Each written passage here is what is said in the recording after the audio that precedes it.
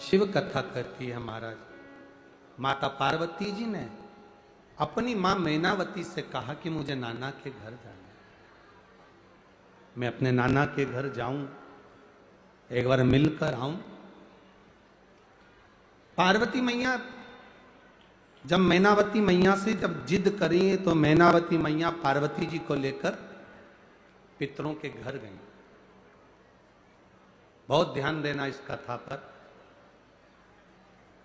कि शिव की आराधना करने वाले को पितृदोष, वास्तु दोष, काल सर्प दोष क्यों नहीं लगता, उसकी कथा है।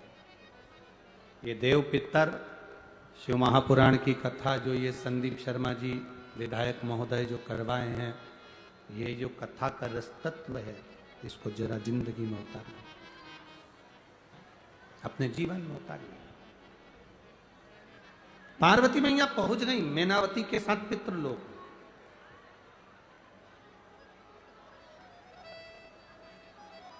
पितृलोक में पहुंची वो,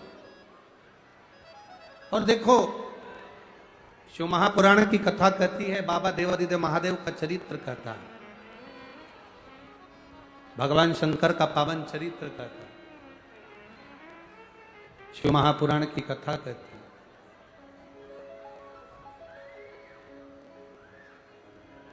वास्तु वालों के कहने से आपने घर बदल कर देख लिया,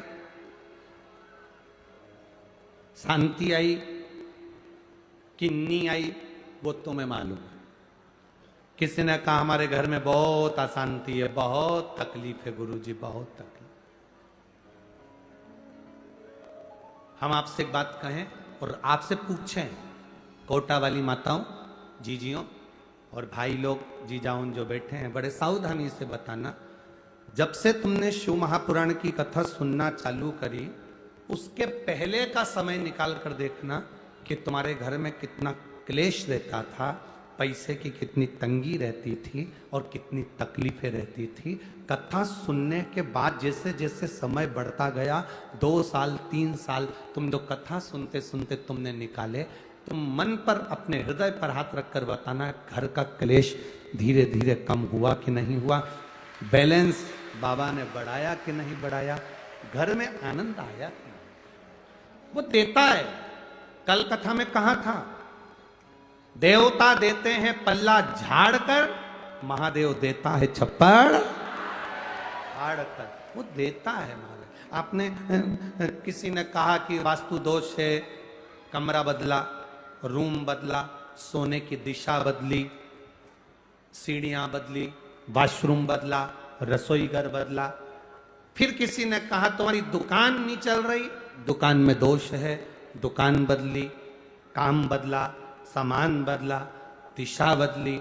फिर किसी ने कहा कि तुम्हारी गाड़ी के कारण तुम्हें तकलीफ है, गाड़ी बदल के देख ली। फिर किसी ने कहा कि तुम्हारे ऊपर किसी ने कर रखा है, तो विद्या करवा के देख ली। अब तुमने घर बदल कर देख लिया, विद्या करके देख लिया, सारी पूजन करके देख ली, अब सब कुछ करके देख लिया, कुछ नहीं हो रहा, तब एक काम करना, अपने को खुद को थोड़ा सा बदल कर देखना, शंकर जी की भक्ति में लग कर देखना, अपने आप सुख आ जाए। हमने घर बदला, परिवार बदला, दुकान बदली, व्यापार बदला, गाड़ी बदली, बंगला बदला, तो भी जहां सुकून ना मिले तो खुद को थोड़ा सा बदलिए और भगवान शंकर की ओर एक लोटा जल लेकर जाना प्रारंभ करिए। वो जो बदलेगा वो जिंदगी में कोई नहीं बदल सकता महाराज, वो जो बदले। एक पत्र आया है, पत्र तो सभी बहुत अच्छे अच्छे आप लोगों ने डेकोरेशन कर करके भेजे हैं।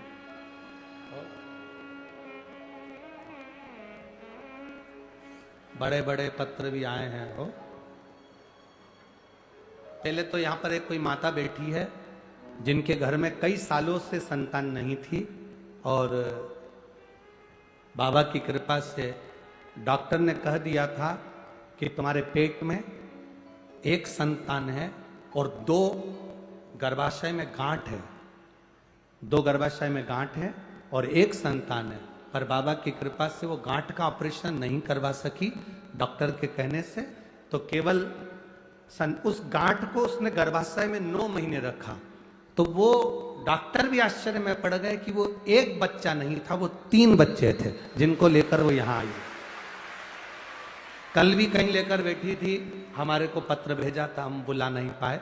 तो कहीं बैठी हो तो अपने 3 बच्चों को लेकर वो यहाँ व्यासपीठ पर आ सकती हैं। अगर कहीं बैठी हो, कल भी वो लेकर बैठी हुई थी, हम यहाँ बुला नहीं सके उनको। तो जहां बैठी हो वो अपने 3 बच्चों को लेकर यहाँ आ सकती हैं। अब आती है जुड़वा की बात, ठीक है। हेमलता मेहरा, उम्र है 33 वर्ष, धीरज मेहरा, निवासी दशहरा मैदान। गुरुजी, बाबा का मैं क्या गुणगान करूं। पत्र जिसने लिखा है उसने अपनी आयु लिखी और उसने अपने परिवार का वर्णन किया। गुरुदेव, मेरी बहन कोटा के नगर निगम के अग्निशमन विभाग में ही कार्यरत हैं। उनके पति, गुरुदेव, हम क्या वर्णन करें। 2021 से कथा सुनना प्रारंभ करी। गुरुदेव, संतान का सुख नहीं था, कई साल निकल गए, औलाद नहीं हुई। गुरुदेव, तब किसी ने कहा एक बार सफेद आंकड़े की जड़ तुमरुका जी का नाम लेकर कमर में बांधो। बाबा की कृपा से मैंने वो बांधा, फिर भी मेरा रजो धर्म आ गया, संतान का सुख नहीं हुआ। फिर हम कुबेरेश्वर धाम गए, बाबा को प्रणाम करा, शिवजी पे चढ़ा हुआ जल वहां पिया। वहां से आने के बाद कुछ समय निकला, 15 दिन ही बीते थे और रजो धर्म वापिस आया। रजो धर्म वापिस आने पर मैं अंदर से टूट गई कि मेरा वापिस रजो धर्म आ गया, संतान नहीं हुई। बाबा से प्रार्थना करी, दूसरी बार समय आया तो रजो धर्म नहीं आया और बाबा की कृपा से गर्भ ठहर गया। बाबा का मैं क्या गुणगान करूं गुरुदेव। बाबा ने ऐसी कृपा करी, संतान नहीं दी, बहुत साल नहीं दी।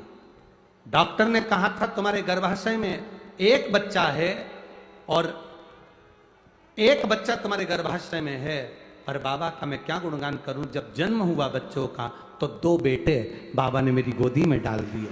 मैं बाबा को यह नमन करने लाई हो तो दोनों बेटों को ऊपर ला सकती हैं, उसके फोटो आप इसमें देख सकते हैं। अगर बच्चे लाए हो, दूर हैं क्या, पंडाल में लेके बैठे हो, बच्चे आए हैं, हाँ लिया लिया, धीरे से, धीरे धीरे लिया। शिव कथा इसी को कहते महाराज। तेरी कृपा बिना न हिले एक भी अणु, लेते हैं श्वास तेरी कृपा से। पार्वती मैया गई अपने नाना जी के घर। अब एक बात अच्छे से सुनिएगा, कोई तुमसे कहे तुम्हारे ऊपर पितृ दोष है, कोई तुमसे कहे तुम्हारे ऊपर वास्तु दोष है, कोई तुमसे कहे तुम्हारे ऊपर काल सर्प दोष है, तो उनसे कह देना पितर तो मेरे नाना जी लगते हैं। जब माँ पार्वती के नाना हैं और पार्वती हमारी माँ है तो हमारे भी तो पितर नाना ही हुए ना। अब नाना अपने घर की नातिन को प्रेम रखते हैं, आशीर्वाद देते हैं कि दोष देते हैं। बच्चे अगर गलती करेंगे तो नाना मामा चिल्ला देगा,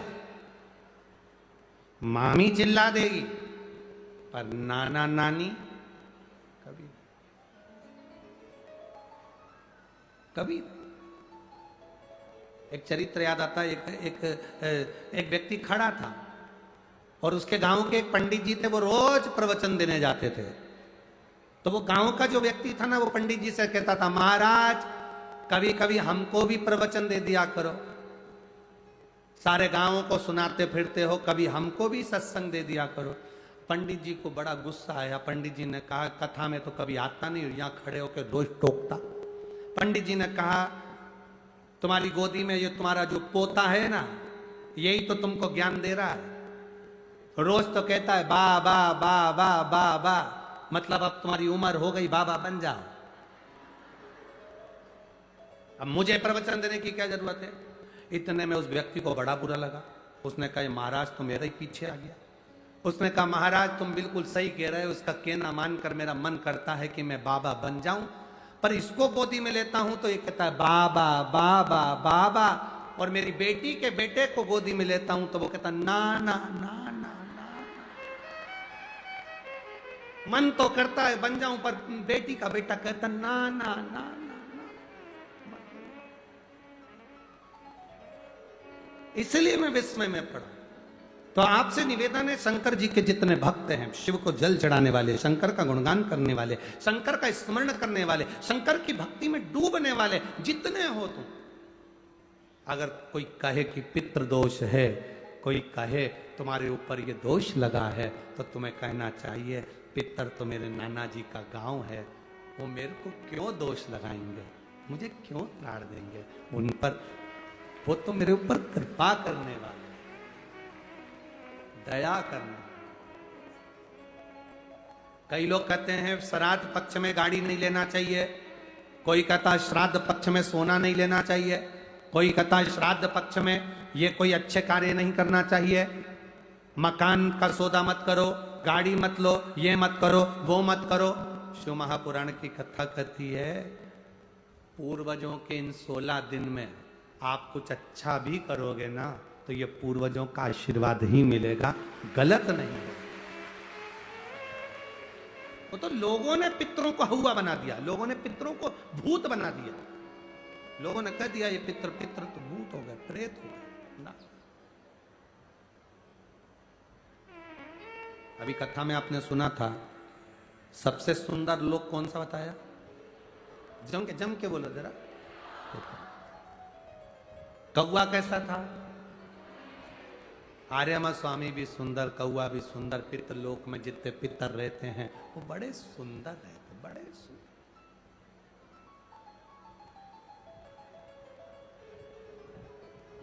बड़े सुंदर। शिव कथा कह रहे हैं, भगवान शंकर का संवाद कर रहे हैं। पार्वती मैया अपने नानी जी के यहां गई, जैसे ही पहुंची पार्वती मैया पितृलोक में,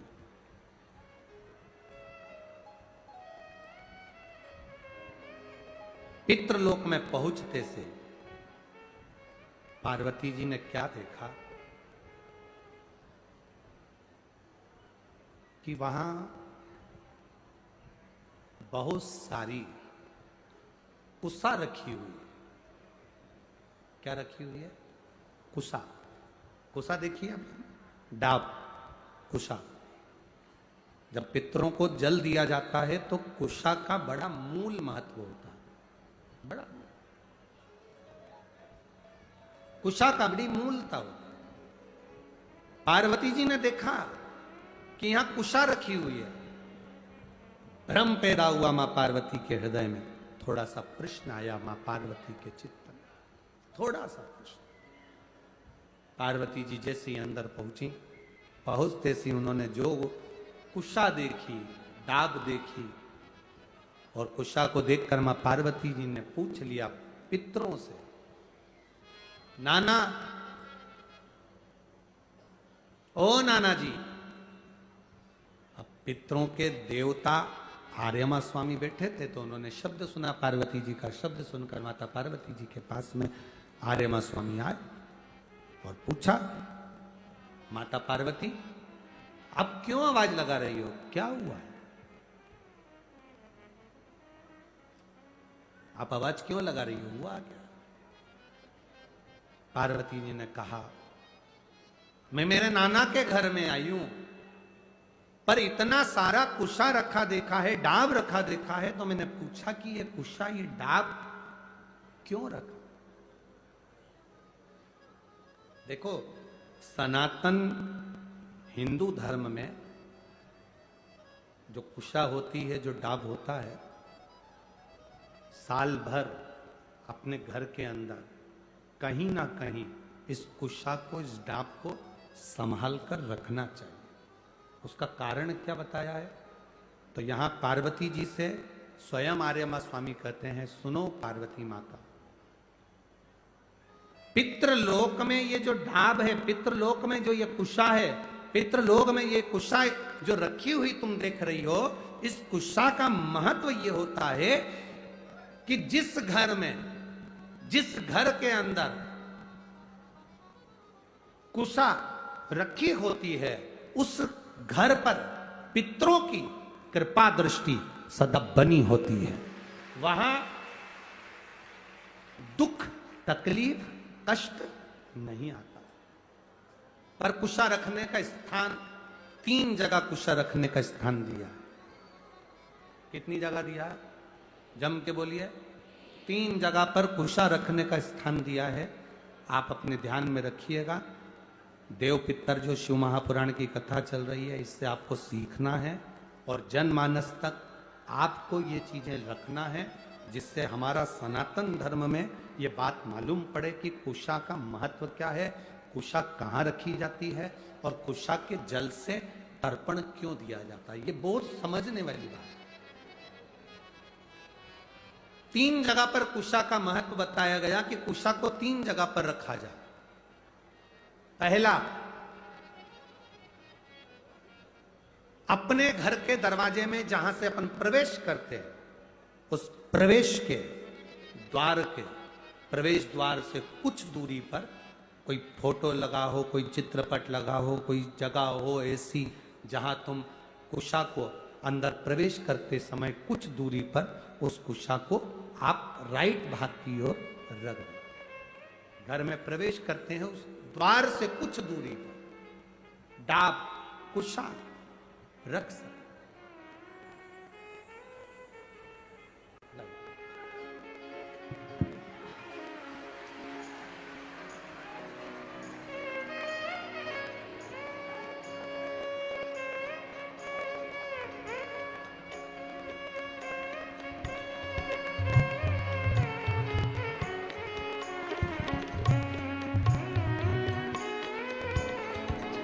एक बार देवादित्य महादेव का जय घोषारा।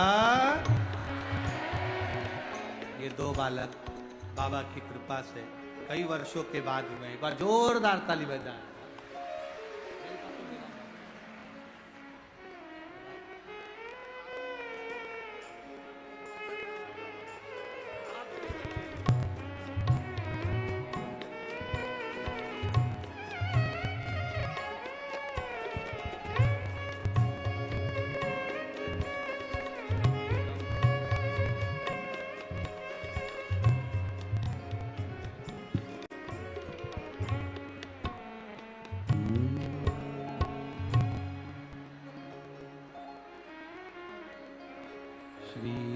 शिवाय नमस्तुभ्यं, श्री शिवाय नमस्तु। खड़े नहीं होगे, इसको बोलने के समय पर बैठे बैठे आपको जाप करना है। बैठे बैठे, खड़े होकर नहीं। श्री शिवाय नमस्तुभ्यं, श्री शिवाय नमस्तुभ्यं,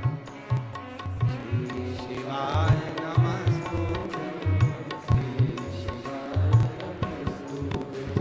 श्री शिवाय नमस्तुभ्यं, श्री शिवाय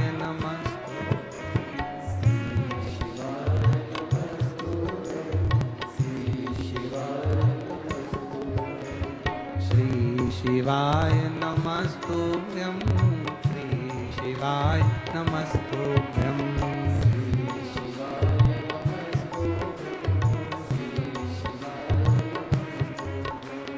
श्री शिवाय नमस्तुभ्यं, श्री शिवाय नमस्तुभ्यं।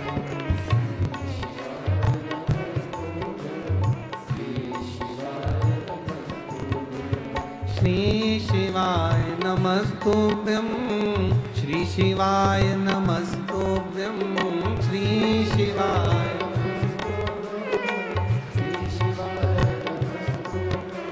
श्री शिवाय नमस्तुभ्यं, श्री शिवाय नमस्तुभ्यं, श्री शिवाय ओ श्री शिवाय नमस्तुभ्यं, शिवाय नमस्तुभ्यं।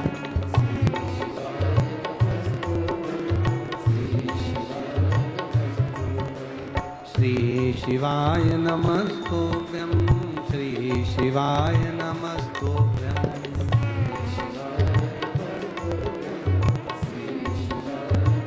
हर हर महादेव। भगवान शिव की कथा कर रही है। डाब को, कुसा को 3 जगह पर, पहला द्वार से अंदर प्रवेश करते समय सीधे हाथ पर कहीं पर भी रख सकते। दूसरा, पूजन का जो स्थान हो, पूजन की जो जगह हो, वहां अगर कुसा नहीं रख सको तो कुसा का आसन जरूर रखो।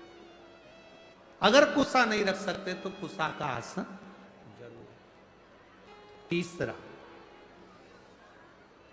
रसोई घर के अंदर जहां पर परिंदा हो, मटका हो, हंडा हो, उसके आसपास में कहीं थोड़ी भी जगह हो, एक छोटी सी भी कुसा अगर अपन ने रख रखी है तो घर में कभी भी बड़ी बीमारी प्रवेश नहीं कर सकती। एक कुसा भी अगर हमने रखी है, एक डाब भी हमने रखी है,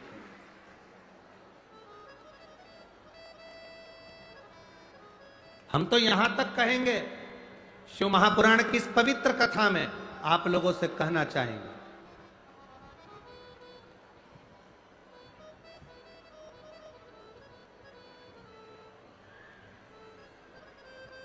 कभी कभी इस पवित्र कथा में अगर आप लोग स्मरण करेंगे तो कभी जिंदगी में आप कोई बड़ी जांच कराने के लिए जा रहे हो कि डॉक्टर ने बोला है कि इनको ये बीमारी हो रही है, इनको ये रोग हो रहा है, इनको ये तकलीफ, आप डॉक्टर को दिखाओ, जांच कराओ, डॉक्टर दवाई दे, उसको खाओ। डॉक्टर भी शंकर का एक रूप है। जैसे शिव महामृत्युंजय है तो जगत के जितने डॉक्टर हैं ये भी महामृत्युंजय का एक प्रतिबिंब स्वरूप है। आप इनको दिखाओ। डॉक्टर भी शंकर का एक स्वरूप है। ऐसा नहीं कि तुम डॉक्टर को नहीं मानोगे, डॉक्टर शिव का एक तत्व स्वरूप माना गया, महामृत्युंजय माना गया, आप दिखाओ। पर यहां शास्त्र कहता है, शिव महापुराण की कथा वर्णन करती है, जब तुम जांच कराने के लिए जा रहे हो, तुम्हें लग रहा है कि डॉक्टर ने बोला है कोई बड़ी बीमारी है, गठान है, और ये गठान, ये गांठ गर्भाशय में आ गई, ये गांठ कहीं शरीर में आ गई, और तुम्हें लग रहा है कि ये तकलीफ देगी और जांच के लिए जाएगी। उसके पहले जब आप डॉक्टर की जांच कराने के लिए जाओ, उसके पहले कुशा का जल, अगर महादेव जी की जो जलाधारी होती है, इसमें महादेव जी बने, दिख रहा है सबको? सबको नजर आ रहा है? टीवी के माध्यम से भी आप लोग देखते रहना, ठीक है? ये जो महादेव जी का शिवलिंग है, ये जो जलाधारी है, ये जलाधारी पार्वती जी का स्थान, इसके बीच में एक लाइन है, वो अशोक सुंदरी का स्थान, राइट में गणेश जी, कार्तिकेय जी। शिवलिंग के ऊपर जो जलाधारी रहती है जिसमें से बूंद बूंद पानी टपकता है, ये शंकर भगवान की 5 लड़कियां, जया, विषहरा, शामली बारी, दौतली, देव, शिव जी की 5 बेटी। जब तुम्हें लग रहा है कि कोई बड़ी बीमारी हमारे शरीर में प्रवेश कर रही है और डॉक्टर कह रहे हैं कि इसकी जांच होगी, उसके पहले कुशा का जल, डाब का जल, ये अशोक सुंदरी का स्थान जहां पर है और शिवलिंग का जय स्थान है, इसके बीच में जो जगह खाली पड़ी रहती है, इस स्थान पर अगर हम कुशा का जल, डाब का जल चढ़ा देते हैं और उस जल को उस स्थान पर जहां तुम्हें लग रहा है कि इसकी जांच होने जा रही है, उस स्थान को लगाकर जांच के लिए जाते हैं, कभी जिंदगी में बड़ा रोग प्रवेश कर ही नहीं सकता। कुशा का जो जल होता है, डाब का जो जल होता है, ये साधारण जल नहीं होता महाराज जी, इसको साधारण नहीं कहते। कुशा के जल को साधारण नहीं खाना। आजकल तो कपड़े के आसन आ गए। मेरी बुजुर्ग माता यहाँ पर बैठी हैं। बुजुर्ग अगर कोई बैठे होंगे तो उनको मालूम होगा। आजकल तो कपड़े के आसन आ गए। पहले ब्राह्मण को जो आसन दान दिया जाता था वो कोसा का दिया जाता था। बोलो री माताओं, सही है कि गलत है? पहले 3 चीजें बड़ी विशेष होती थी। ब्राह्मण को दान करने के लिए कोसा का आसन होता था। सौभाग्यवती नारी को सुहाग का सामान जो दान दिया जाता था वो बांस की टोकरी में दिया जाता था, जिसको सुहाग पिटारी कहते थे। अब आप क्या क्या कहते हैं हमें नहीं मालूम, पर हमारे उधर तो सुहाग पिटारी कहते थे। पिटारी का मतलब होता है उसमें बांस की डलिया, ब्लाउज के पीस रख दिया, कुंकू रख दिया, हल्दी रख दी, मेहंदी रख दी, चूड़ी रख दी, जो तुमने रखा वो बांस की पिटारी में रख। बांस की पिटारी में क्यों रखते थे? हमारे यहां बांस की पिटारी की महत्वता क्या है? हमारे यहाँ सनातन हिंदू धर्म में बहुत सी चीजें हैं जिसकी बड़ी महत्वता है महाराज। जैसे शादी के मंडप में बांस लगाना। वंशकार समाज के जो भाई होते हैं जो बांस का काम करते हैं, लोग भले कुछ भी कहें कि ये वंशकार है, ना ना ना। शिव महापुराण की कथा कहती है वंशकार बांस की डलिया का निर्माण करता है। जैसे बांस कभी समाप्त नहीं होता, लगा हुआ बांस में से बांस कटता जाता है, बांस फूटता जाता है, बांस कभी समाप्त नहीं होता। जिसमें से पैदा हुआ फिर होगा, उसको काट लो फिर होगा। उसी तरह वंशकार समाज जो बांस की डलिया का निर्माण करती है, वो वंशकार समाज बांस की डलिया इस भाव से बनाती है कि जिसके यहाँ शादी में जाए, सुहाग पिटारी में जाए, उसका सुहाग खूब बाबा कृपा बनाकर रखे, उसका वंश खूब। अब लोग वंशकार आजकल राजनीति के अंतर्गत चलते चलते तो हम क्या बोलें, बस बोल नहीं सकते, क्योंकि राजनीति के अंतर्गत सारी समाजों को तोड़ दिया गया है। ये समाज का है, वो समाज का है, वो समाज का है। पर शिव महापुराण की कथा कहती है ब्रह्मा जी के द्वारा प्रकट हुए मनु और शत्रुपा, इन मनु शत्रुपा की आप और हम सब औलाद हैं। कौन ब्राह्मण, कौन क्षत्रिय, कौन वैश्य, कौन शूद्र, ये सब भगवान की औलाद हैं। इनमें कोई भेद नहीं होना चाहिए, सब एक होना चाहिए। पर थोड़ी सी राजनीति, थोड़ी सी वोट के चक्कर में लोगों ने अपने अपने समाजों को तोड़ दिया। गलत है।